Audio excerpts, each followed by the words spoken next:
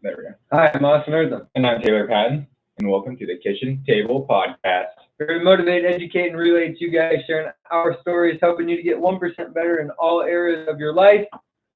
Today we're going to be talking about how to make a sale. How would you try to sell something? How do you get what you want? How do you make an impact in your community? We'll talk a little bit about what we're good at and how we can do a little bit better at making a sale, specifically by believing in yourself and the product. I hope you guys had a great week. Nice to have some warm weather here in the Midwest again. No news today, right? Nothing else. Nothing going on except for it is officially spring, and we are glad that is the case. All right, quote of the week. Just kidding. We're not going to quote yet. We got a recap last week. Yeah, so the challenge was to ask for help or help others. And today was weird. I want to say, it's not patient because I'm very patient, but I want to say I was more understanding of kids and their emotions, if that makes sense. And I was told today I was super nice. Which is like, one kid, he's like, I don't know if I like it. He's like, usually you're I think, excuse my language, but usually like you're way more like fine line. Today's like, you're nice, and it's different.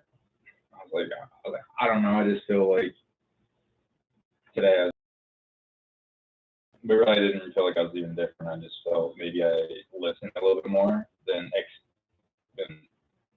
had my expectations a bit faster. And that was that a good thing or a bad thing that you? I think it's a different approach. I think people usually, especially kids that I work with, and I would say my staff, usually see me as more of like, I'm a direct person, like this is gonna happen at this time, or this is gonna happen because this is the expectation. You're gonna be respectful, like kind of like more like not a drill sergeant, but I have expectations and standards like I expect you to meet. Otherwise, if you're not meeting them, there's an issue. Yeah. And they're not hard expectations. Like be respectful, be nice, be polite. Yeah. And don't be a dick. Don't bully. Like they're very simple expectations, but then it's amazing how many people can't follow them. Right. I'd say it'd be for kids. I can see like asking for help is super hard out of frustration. Like they get mad, and they, especially for a lot of people in general, like don't ever understand how to learn how to manage their emotions in like a successful way. And so like that's one thing I feel like I focus on is like making sure kids are asking for help or making sure they understand that they are able to ask for help in frustrating times in their life. If they just listen to the podcast, they'd have all sorts of ideas of how to become 1% better. Yeah, but it's a different story trying to get them to be better.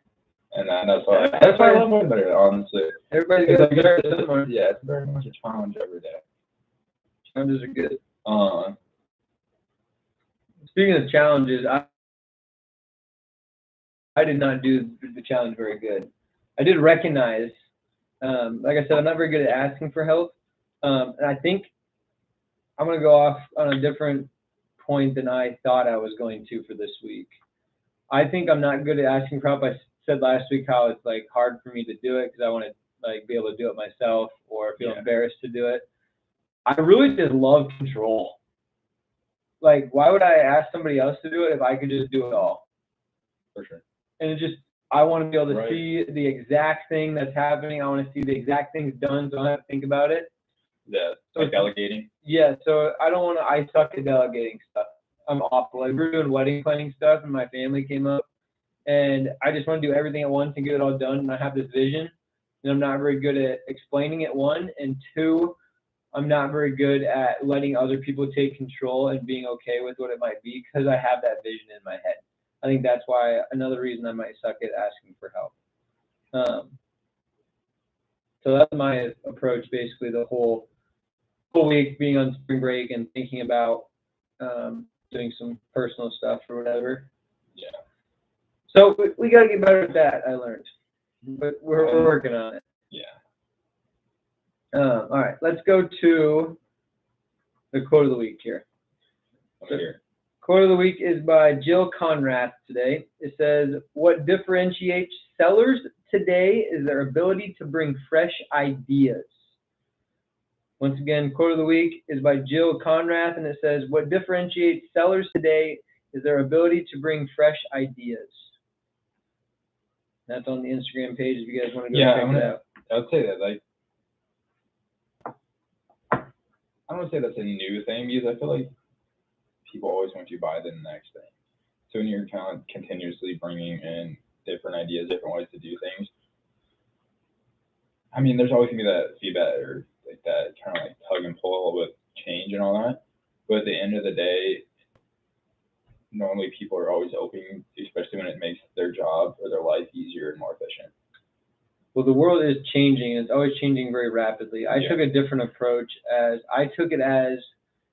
having new ideas to sell the same thing. For instance, we're going to have Ben Baker, a friend of ours, Ben Baker, on for the 1440 on Thursday this week. And he is a car salesman, one of the best in the business in Northeast Iowa. And I literally just want to ask him, what are some different ways that you use, because you can't use the same thing on everybody, right? What are some different ways you use to sell a car? Obviously, you can't, if you're new, you can always teach an old dog new tricks. Mm-hmm. So how do you continuously sell cars? Because at some point, the deal is gone, or something's not going to work, or they're a different culture type person you're trying to sell to. So how do you make a sale in new ways and do it over and over and over? Mm-hmm. That's why professional athletes are the same way. The same thing doesn't work over and over. And even if they're really good at that same thing, they set it up differently, so it still works. Like Cristiano Ronaldo, everybody knows he's doing a step over. Everybody in the world knows it's coming. Yet to set it up, or he does it so quick, or he does a movement that's new, and that gives him that split second to be able to have an opening to be able to do it, or whatever it might be. Same with Steph Curry. Right? Everybody knows he's going to shoot a three, and he still makes them. So there's something there.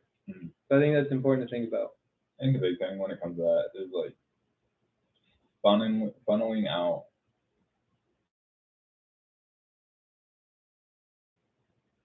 And then it even goes into your job too, like especially like being a manager for something, you're asking like what they want, what their goals are, or if you're like showing a customer between the pasta sauces and asking different questions, because they want pasta sauces that you're asking about.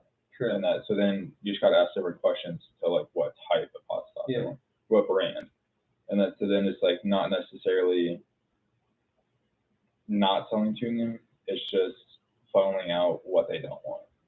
Let's use Vitargo for instance, and then we'll get more into selling stuff. If we're going to sell Vitargo, right? We have the ad on here all the time about Vitargo.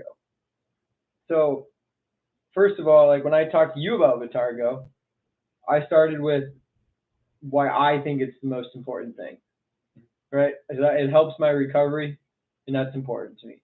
Yeah. So why would you use it? Oh, it helps your recovery. You recover faster. You can feel not as sore, and you can work harder in your workouts, which means you get more gains. Mm-hmm. Right? So most people, I would say that's a good starting point. Then you get into some other details, et cetera, and then you get into flavors, which we had a big discussion about. I like grape everything, but I just refer it to other things. If you're getting a fruity drink, are you going to get grape? Are you going to get fruit punch? Are you going to get mango? Then you go from there. And then people are always the biggest, you got to know the number one concern, I feel like. Number one concern about carbohydrates, the cost. 2, does it make me feel full? Right? So I would say Vitargo is a little bit more pricey than other things because it's all natural and organic ingredients, and it's all pure. And I would say that it is the quickest digesting carbohydrate drink on the market, so you cannot possibly get better than that. It's through your stomach in 10 minutes. So you literally can't beat that. And then 95% of people, that's the main points they're looking for, right? Right. Especially if they're working out on a continuous basis. Exactly. Or if they're working out on a long endurance scale. Yeah. or super intense. One of the two. Right. So you guys should all go check out Vitargo. We'll put the link in the description, and then we'll after you get your Vitargo, get your workout in. On your way home, you can listen to Kitchen Table Podcast, and then you can go home and get another workout in to get 1% better in the workout category. And we'll be right back after the break. Yeehaw. I'm pretty sure mango. It's all right. I told you I tried the grape, right? Of yours? No, but it's better. Yeah, I like the grape better. And I don't usually like grapes. It usually tastes like cough syrup. It's delicious. Amaretto tastes like cough syrup, and we love it. It's like sweet cough syrup. It's like good. It's not some grape, just sometimes like eating it. You know what the best example of selling something is? Yourself? Sorry, what? Well, selling yourself, but hopefully in a good way. Sell me this pen. This is my pen to be. It is, but sell me this. From Wolf of Wall Street. Yeah, that is the best sales job in the history of the world. Great movie. Yes, based on true story.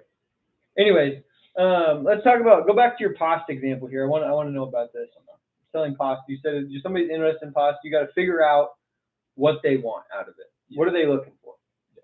Me personally, I'm looking for mushrooms, meat, and garlic all in one thing. Is that possible? You get some Prego sauce, sure. You know, there's like mushroom and meat, or there's garlic and herbs. Sure. I want all of it. Sure. Can I get a combo? Probably. Is there a combo pack? Yeah. And you mix it together. Sure. And I just doubled the price. Boom! I'm a salesman. I've always said I'm a salesman. I'm always so lost. I was like, I have no idea about pasta. You're the one who said it. You're gonna try to. That don't mean I know it. Oh. That was just a thought process. Well, then you shouldn't use an example you don't know about. Here's the deal. All right. Here's what I learned this week. I don't care about knowing about it. I was just an idea. Here's what I learned this week. Not really learned this. I was like, I don't. You gotta go to Italian, man. You gotta be the professional and the pizza. Okay. You're scaring people. Okay, sorry, people. Don't be scared. You gotta be whatever you're selling. You gotta know about. You gotta know about it. I mean, I can't speak English. You have to be passionate about it, I think, and you have to believe in what you're doing and what you're selling. For sure, because if you don't believe in it, or you don't think it works or whatever, selling is you're just gonna hate your life. There has to be some sort of benefit to you doing it. Yeah. Otherwise, you'd never do it. Even if this is bad to say, because I would say I'm a very good manipulator, which is a type of selling, I would say. Like, I get what I want because I can manipulate it, and I can reword it where people don't realize what they're saying yes or no to. And the next thing you know, I get what I want. It could be as easy as doing what I want to do instead of somebody else. That's like a one-time deal, though. Like, you can't really come back from that, especially if it's something they don't want. But like the con man once said in the quote, not really con man, but I wanted to say that. New ways to think about it helps. So if I can sell it in a new way every situation, I don't know what I do. But then you never have reasons they don't want. You know? It's not really like I feel like a whisper there. I'm not really being like a repeat customer. It's more like to get what I want to do, you know? Like it's just it's a different situation every time. So I always have something different. Unless it's the same situation, then yes, it's very difficult to do that. Or like another thing I obviously have to try and sell is the Kohl's training division for kicking, right? Yeah. It's our most expensive camp. It's basically 20 hours of individual work, and it's a lot of money. So why would people want to spend that, right? So I laid out, like, I believe in this program. It's the best one. And I get some money out of the deal. So it's important to me as well as I think that development-wise, it is the best program. So I go through, like, I have, like, a whole formula of systems. They're like, hey, this is going to help you get better individually. This is like, like how you're lifting and you have a certain program you follow, like, step by step. That's what I'm doing for these kids for kicking. Yeah. So, because so it makes it worth its value. So, like, when you believe in it, they believe in it more, but they're also there because they want to get better, or their parents want them to get better. Well, both, hopefully. Yeah. So then it makes selling a little bit easier because it's already something that they want. It's correct. Because it's a self-improvement, essentially. Which we'll talk to Ben Baker about this next week, about how hard is it to change somebody's mind who initially they might just be going like, oh, you know, the typical person, oh, we're just looking. How do you change that person into looking to, hey, this is something I need, or this is something I want? Yeah. That's the hard part. Yeah, for sure. But I think as long as you're creating some sort of value, that's what matters. Yeah. Because nobody's going to buy anything, or even if you're just trying to get somebody, hey, do one more wind sprint. Right? You can do it. Like, they don't think they can. Like, try to be that leader. And that you could argue that's manipulation again, but it's not like there's a reward at the end. The reward is the satisfaction of you doing it, and you're that much fitter. It's not like you get a candy bar. Yeah. So it's kind of like manipulation, but it's also like being a leader. Sometimes it's the external motivator that sometimes you know, like you only it does. Yeah, you're gonna go so far with it, but when they see that they could do one more, that's what. Remember, my mom's definition of being a leader was like to get somebody to do something that they thought they couldn't do. So I was listening to the Liver King today, and talked about how he had his 15-year-old do the Barbarian Challenge or whatever that he made with the mile. So those of you who don't know, it's you pull a sled of your basically your body weight, or 200 pounds or something, and then you have two 70-pound kettlebells in each hand, and you have a backpack of a certain amount of weight on as well, and you have to walk a mile with all that. And he had his 15-year-old kind of being the leader. Dad modeled it. There's some manipulation along the way to everything, but in the end, he made him believe, and he sold that this is going to make him a better man by doing it. It's something you conquer, and you get your, what does he say? What does he call it? Your primal status, or whatever. It helps to reach that. Yeah, your ancestors have more primal. Yeah. I mean, it also comes up with believing in yourself, and that you got to sell yourself. And that, like, what I mean by that is, like, you, especially when it comes like to doing stuff that like you're not used to doing, you have to kind of like your comfort zone. Yeah, you kind of have to like put that little bit of like I can do it or I will do it. I like the I will, not I can. Yeah. I will is more like a definite. That's why I hate when kids say, "Oh, I'll try and do better." You don't try. You will. Yeah, it's like we will do better. Yeah. It's not try. It's a will do. It's not a That always gets me going. There's a difference between trying your best and doing your best. Right. We talked about this last summer a little bit. They're always like, I don't know if I can do. I was like, then we'll work on it. Yeah. But we will do better. But at the present moment, you will do it the best you're capable of. You will not try it. You will do it. Yeah. Try is a cop-out word. Yeah. Try means just, oh, I'm giving my best effort. But you're doing on that day might not be the best you've ever done, but it's the best you did on that day. Yeah. Then you got to sort out the rest of your life so you can so-called always be peaking, which is very nearly impossible, but we're going to try to get as close. If you can get as close as possible to that all the time, you'll be 1% better every day. Yeah. And I think that's the same in trying to make a sale, whatever you're trying to, whether it's a product, whether it's trying to get kids to do homework, whether it's trying to convince your wife to move. I think it's making the sales like selling yourself, like for like a job. And that like you have to convince other people to believe in you, or think you can execute A, B, and C, or like a relationship, like you kind of have to sell yourself to another person. You got to be vulnerable too. Yeah. You got to show that, like for instance, I was going to be part of a supplement company, and they basically said normally we don't let people be a part of it that haven't done it before, but we'll allow you to do it. And one, that was a bad move on their part because I didn't end up going with them. And two, exactly, why would you have somebody be an ambassador of their stuff if you don't use it? Yeah. Like, you know what I mean? Like, you got to be invested in it. Those are the best. It's like having this is another reason I want to talk to Ben, because he's commission based, right? So how basically he gets out of it what he puts into it. So he has to be passionate and enjoy the process. Otherwise, he doesn't make any money, which means the company doesn't make any money. So that's one benefit of having like commission-based things as a boss, because you know people are going to want to work hard to get that money. Yeah. And they're hopefully going to be. You got to be the more so-called to sell whatever it might be. Just like there's no let's take the NCAA tournament for basketball since it happened right now. There's no coach who is like, again, yeah, we'll try our best today. Like they expect so much more, and they're selling like, for instance, St. Peter's, right? There's no way they should be in the top 16 in the nation, and they are.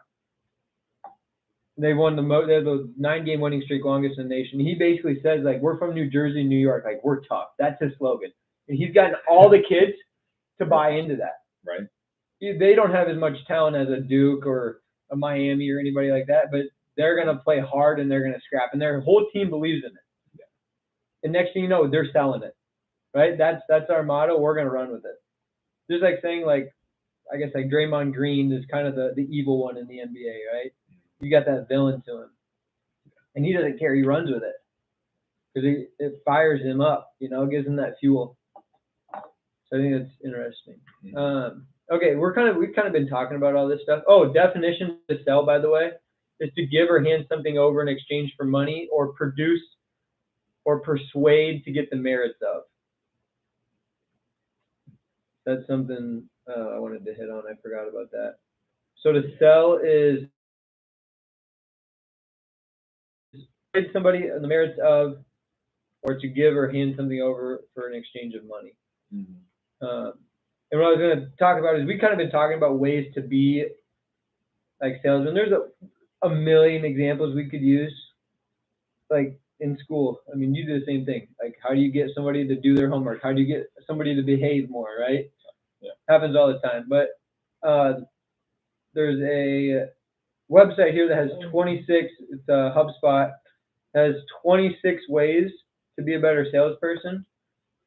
So let's just kind of run through each of those quick, maybe like 30 seconds to a minute on each, and then we'll kind of wrap this episode up here because everything's kind of one by one, and we got other episodes to do as well. You're very... No, you're good. Okay. Okay. Number one is to identify and stick to your buyer personas. So I think that means like know who you're selling to, like depending on what they want. And then use a measurable and repeatable sales process. Know your product, we talked about. Review your basically your slogan objectively. Another way, I'm not sure if I agree with this one. Find shortcuts and hacks. Doesn't that kind of take away from being like knowing the product, or do you think it just means find simpler ways to do it more effectively? Work hard or work smarter, not harder. That's how I see it. I saw that though, but if you work smart, this is a good conversation here. If you work smarter, not harder, you never learn what hard work can get you. It loses, hard work loses its value. That's what America is right now. It's all about work smarter, not harder. To be a technology, do everything for us. And yet we're becoming weaker by doing that. Nobody values the hard work or the grunt work to be able to put it all together. I mean, there's a difference. You can say work harder, work smarter, not harder. There's a pallet. You have a pallet of water you need to move from A to B. You can either walk that entire pallet one by one by one, 24 packs, or you can get the forklift and move it the whole thing at once. Yes. Work smarter, not harder. In that situation, yes. But overall, that hard work is going to teach you a lot more lessons than getting the forklift. It's going to waste a lot more time. Depending on, especially that's your business, you're running that business, that's going to take you 30 minutes to move a pallet instead of 3 minutes. Yes, in that situation, yes. But if you want to, let's say you want to do 10 runs of the water a day and you make X amount of money, why not do 13 runs and make that extra money? What do you mean? I'm saying that runs. like the water, like you move the water container or whatever 10 times, you sell it to 10 customers, you get $1,000. Why not sell 13 pallets of it instead of 10 to make that extra whatever $300? Do it.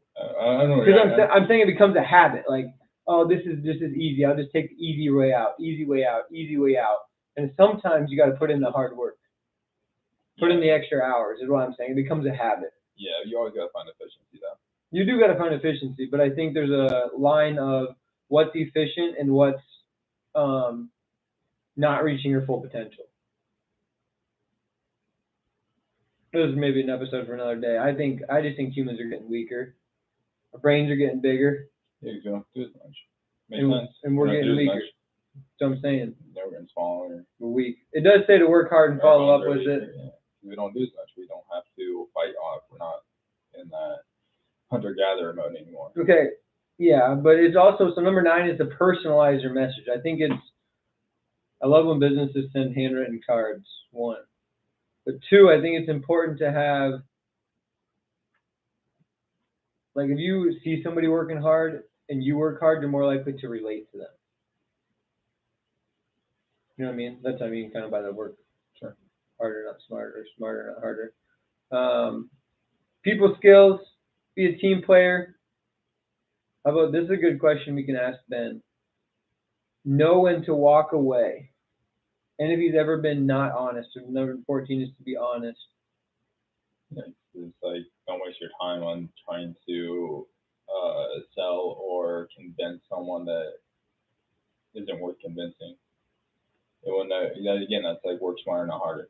You can either like try and force this person into a sell, or you can move around and sell to 2 or 3 other people that are looking instead of trying to bury your way into someone else. Yeah, and if there is somebody who's interested, you might want to spend more time on them, obviously. Yeah. Or a different opportunity. If they're not open then, they can always do follow up. Yeah, and I think, like, if they have questions and they're like, oh, we don't want to buy today, maybe we'll come back another time. If you get their email or something, and you, like, 1, you follow up, but 2, you solve for the customer, like you solve whatever they're trying to get at.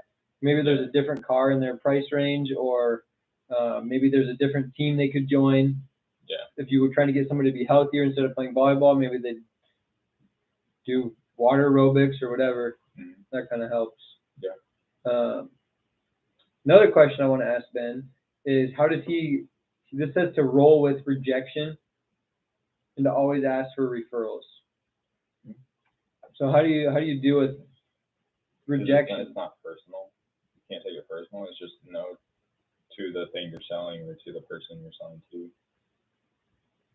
Yeah, and you can't take anything personal. If you're taking it personal, then there's something wrong.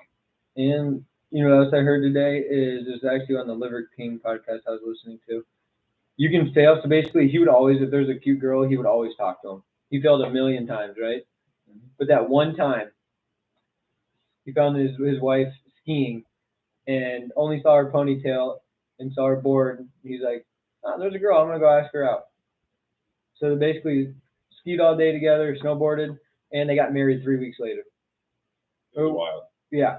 It was 3 weeks, 3 months. I don't remember which one. But like success, and that's all that matters. 18 is to stay balanced. You shouldn't make your life, whatever you're trying to sell. You need to have some other areas of your life, I think. Then take breaks, get 8 hours of sleep. We already talked about believing what you're selling.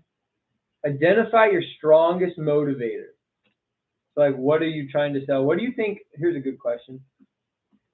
Like, mine is probably my ability to relate to the customer to see the end goal. What do you think is your best motivator trying to get people to sell something? Like you personally, what are you good at? I'm confused on the question. So, like, my best selling point for me, like, let's say I'm trying to sell, we'll just use the car example since we're talking to Ben later. I'm trying to sell a car. My best sales pitch or best motivator for me would be to relate to whatever, let's say they want a mid-budget car that has good gas mileage, but can also do some off-roading if they need it, which doesn't exist. I have no idea, because to me that's more of a skill than a motivator. Well, mine would be like to get them, like, I see their vision and I want to be able to get I want to check the boxes for them, to be able to get what the car they want. So that would be my best motivator. Is like I'm able to see their vision and I can relate it to them. A happy customer. Yes. I mean, everybody wants a happy customer. I would say it goes a step further. Like I put it in my own shoes. Like, what would I want? That's not what they want. I'm using it in their sense, though. Yeah. Okay. Like they're them. So now, okay, if I'm them, what do I feel like they're looking for? If they want a black car, it's got to be a black car. First of all, that's the most important thing. Like have a ranking list of what matters. Prepare ahead of time. Do you ever find yourself like planning things out to like sell or anything? Like for the training division, I have like 10 bullet points I do all the time. Like I'm planning to be able to like show them the product, or if you're doing a sales pitch ever, or you're like in doing a job interview would be another example. Where you just walk up and be like, "This is who I am. This is what I do." Yeah. Like, what do you do to prepare ahead of time? Sure. If you're selling pasta, like earlier, what do you do to prepare? Oh, the pasta. So you do some research on it. You might also think about our podcast. We think of demographics. We think of what people are looking for, what kind of value we can bring to them. And the last one is look for potential customers wherever you go. That's why this podcast is great. Anybody can get 1% better. Anybody can be a customer. That's the best business plan. When you can reach the whole world. Maybe not 7 and below. I'll give it 5 and below, actually. Well, a 5-year-old can do it. So I think selling's an interesting thing, but I think you gotta believe in the product is my number one thing. You gotta believe in whatever you're doing, and you should probably have experienced it yourself or something similar. What do you think is the most important to you? What's the biggest value in trying to sell something? Yourself. If you don't believe in yourself, then there's no point in whatever you're doing. I like it. I like it a lot. Challenge of the week. You got anything else? I'm sure. Challenge of the week is to get one person to believe in one thing that you're trying to do this week. So whether it's trying to get a sibling to like you more, a kid to listen at school, a coworker to believe in the vision you have for your company or the next step you're doing on your team, coaching an athlete to get them to be able to do 1 more rep in the weight room or 5 more pounds or whatever it might be, or since it's spring season track, trying to get just a couple extra seconds of run time instead of rest time. Anything, something small. How can you get them to believe, and then how can you build that over and over and over? I think that's important. I'm good. All right. Short one this week. Hopefully you guys work on selling something. Believe in yourself and believe in the product. And thanks for listening. We'll catch you guys on Thursday. Love it. Bye.